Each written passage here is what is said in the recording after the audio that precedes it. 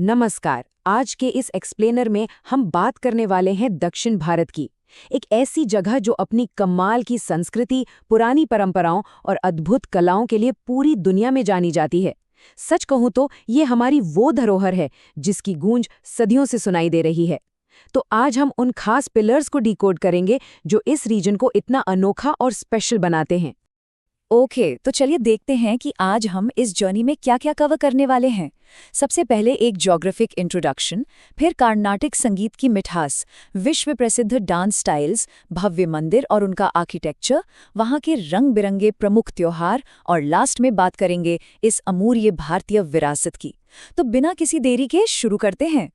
तो चलिए बढ़ते हैं अपने पहले सेक्शन की तरफ, दक्षिण भारत एक परिचय। जब हम साउथ इंडिया कहते हैं ना, तो मुख्य रूप से इन 5 राज्यों का नाम आता है: तमिलनाडु, कर्नाटक, केरला, आंध्र प्रदेश और तेलंगाना। अब इनकी सबसे खास बात क्या है? वो है इनकी द्रविडियन जड़ें। इन्होंने अपनी प्राचीन भारतीय परंपराओं को इतने कमाल के तरीके से संजोकर रखा है कि ग्लोबल लेवल पर इनकी एक अलग ही पहचान है। और मज़े की बात यह है कि जियोग्राफिकली एक साथ जुड़े होने के साथ साथ इनका कल्चर भी आपस में बहुत गहराई से जुड़ा हुआ है। अब आते हैं दूसरे सेक्शन पर, कर्नाटक संगीत की मधुरता। अब सुनिए कर्नाटक संगीत की असली जान इसके मधुर रागों और गहरे भक्ति भाव में बसती है। मतलब ये सिर्फ कानों से सुनने वाला म्यूजिक नहीं है, ये एक ऐसा एक्सपीरियंस है जो सीधे आत्मा से कनेक्ट करता है।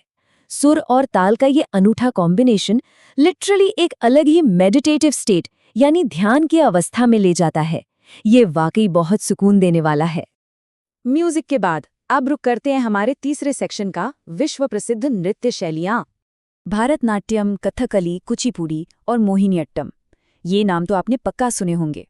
पर पता है, ये सिर्फ डांस फॉर्म्स नहीं है, ये सदियों पुरानी कहानियां हैं जिन्हें एक्सप्रेशंस और बॉडी मूवमेंट्स के जरिए स्टेज पर उतारा जाता है।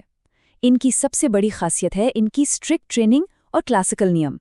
इनमें प्राचीन देवदासी परंपरा और नाट्यशास्त्र की पूरी झलक मिलती है और इसीलिए पूरी दुनिया में इनकी इतनी इज्जत की जाती है। अब इस स्लाइड में जो सबसे इंटरेस्टिंग बात है ना, वो ये कि अलग-अलग होने के बावजूद इन सब में एक अद्भुत कनेक्शन है।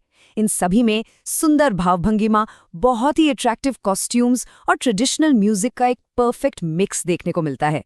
विजुअल और ऑडियो का यही संगम इन डांस फॉर्म्स को इतना जादुई और पावरफुल बनाता है।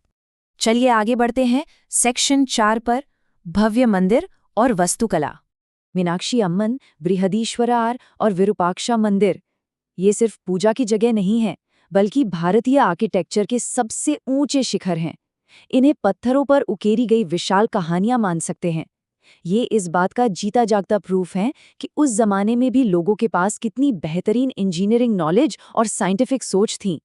और ये स्लाइड हमें परफेक्टली दिखाती है इनकी सबसे डिफाइनिंग फीचर्स, इनकी बहुत ही बारीक नक्काशी और आसमान छूते गोपुरम यानी विशाल प्रवेश द्वार। सोचिए, पुराने समय में ये ऊंचे ऊंचे गोपुरम दूर से आने वाले यात्रियों के लिए एक गाइड या बीकन का काम करते थे। एक एक पत्थर पर की गई महीन क्राफ्टशिप उस दौर के ग्रैंड विजन को बिल्कुल सटीक तरीके से दर्शाती है। हमारा 5वां सेक्शन है रंग बिरंगे प्रमुख त्योहार। पोंगल, ओणम और उगादी, ये त्योहार साउथ इंडिया की सोशल लाइफ की जान हैं।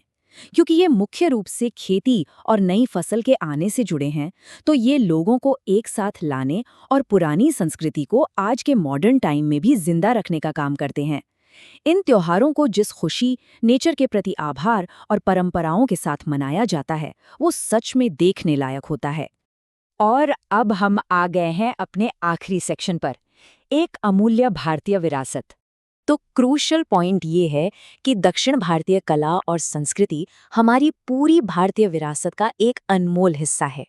ये हमें सदियों से परंपरा, संस्कृति और सबसे इम्पॉर्टेंट एकता का संदेश देती आ रही है।